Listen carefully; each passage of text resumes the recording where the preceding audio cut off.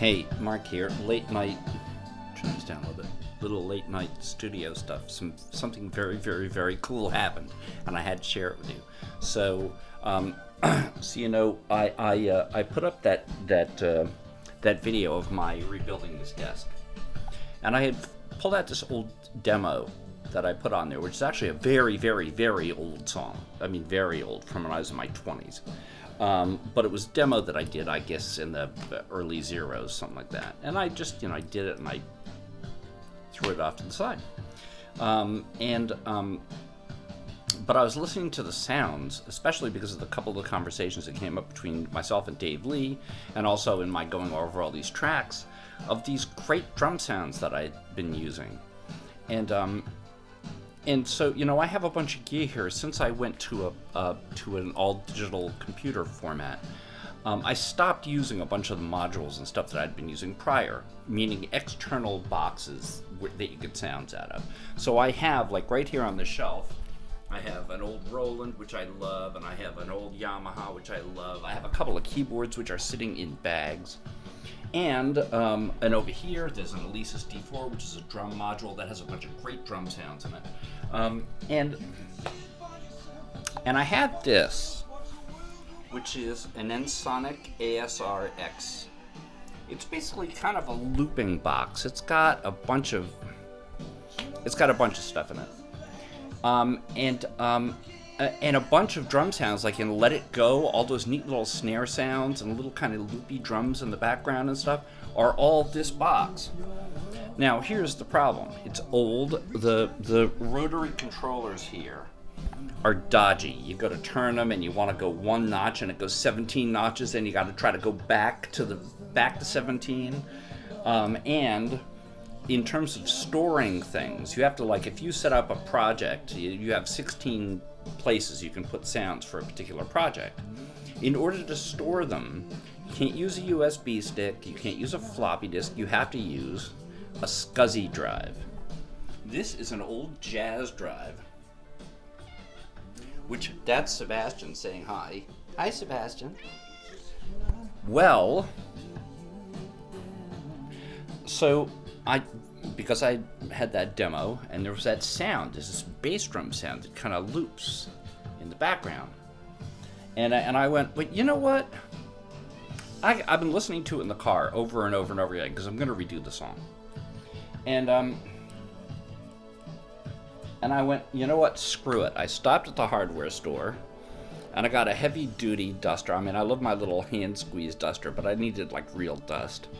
And I spent like 45 minutes going through the controls on this. And I plugged in this SCSI drive, which hasn't been used in, I swear to God, 12 years. And I went, let me just try loading and see what happens. And one of the project names that came up was Get You Down. And I went, pardon me, get the fuck out of here. And listen.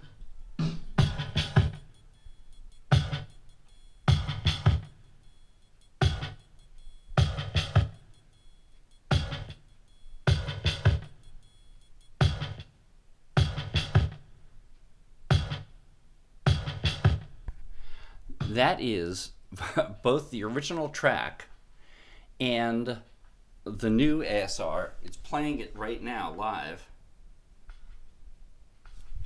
along with the track. I synced everything up and it's working. It's working perfectly. So I literally just got I just got access to a whole bunch of great sounds and tools and techniques that I had left behind.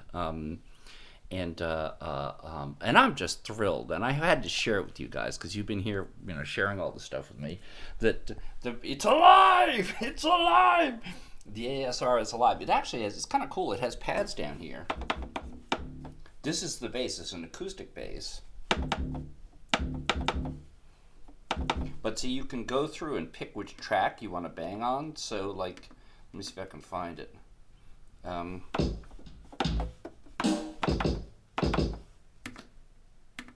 Oh, it's got a snare roll. But wait, I want to see if I can find that. Oh, that's the loop, but it's faster.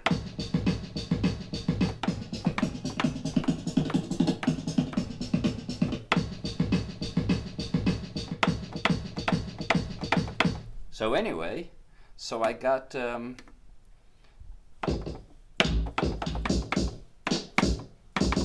there's the original snare. So I'm a happy camper. Now, just to show you what kind of a mess this is, now that I'm working in this computer format, right? So what I have to do is, I have to tell this MIDI, can I actually do it so you can hear it? I can take this out of record now. Where's the drum? Here we go. So, if I solo this, and I solo this, will it, oh, I have to do this. There it is.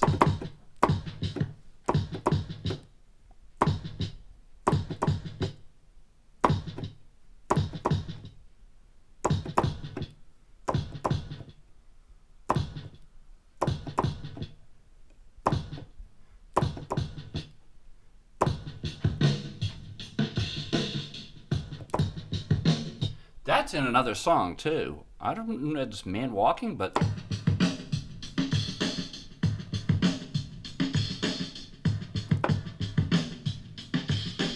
anyway, I'm a happy camper. So what I have to do is I have to take this MIDI, I have to send it out, I have to put that in record, right? Then I send this MIDI signal out through that MIDI interface, out a cable to this box, which will then, I'm going to tap on the keys. You can see the yellow light lights up. It says it's getting MIDI. Now, so that gets the information in here. It tells it what to play. But then I have to take the audio out of this box and I have to run it up and run it into this audio interface, and then back in the program I have to have a separate channel here, which is just the audio for the incoming. So here's the MIDI and here's the audio.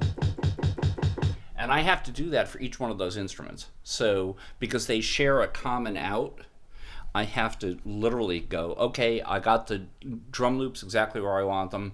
Good. Record them to their own channel, then mute the MIDI. Now that's out of the way because I'm only using that one set of outputs. Anyway, it's complicated and geek-like, but I'm really excited and I'm jazzed because more sounds, and sounds that I really love and I'm comfortable with using. I mean, there's a bunch in there that I've never used, but I can't wait to see what other things are stored in there, because there's a bunch of stuff like Cities and Grunt.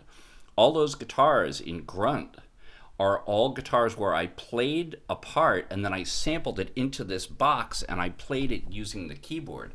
So I'm dying to know if like that stuff is on that disc, and I'm stunned that that disc is working after all this time. Anyway, I'm very excited. I'm glad you took this time with me. Thanks for listening to the Geek Talk. This is Mark signing off. Good night. But you can't let it get you down. You just cannot let it get you down.